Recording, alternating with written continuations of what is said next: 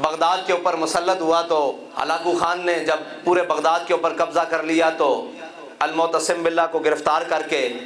اس نے اس کے محل میں کہا کہ میرے لیے کھانا تیار کرواؤ۔ جب کھانا تیار ہو گیا تو اس کے سامنے سونے اور چاندی کے برتنوں میں کھانا لایا گیا، اور بڑی حسین و جمیل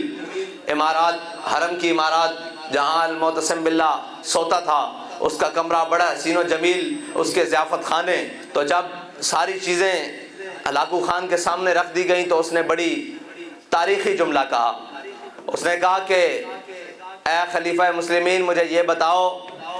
کہ یہ سونے اور چاندی پگھلا کر تم نے اپنے سپاہیوں کو تنخواہیں کیوں نہیں دیں کہ وہ میرے ساتھ بڑی دلیری کے ساتھ لڑتے؟ یہ پوشاکیں اتار کر، یہ سارے اس کو بیچ کر تم نے یہ جو بڑے بڑے قیمتی پردے لٹکائے ہوئے ہیں،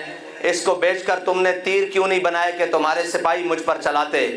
اور یہ جو تم نے سونے اور چاندی کے برتن اور جناب پتل اور تانبے کے برتن بڑے جناب قیمتی رکھے ہوئے ہیں، ان کو پگھلا کر، اور یہ جو قیمتی دروازے رکھے ہوئے ہیں ان کو پگھلا کر تم نے آہنی تلواریں کیوں نہیں بنائیں کہ تم میرے خلاف چل سکتے؟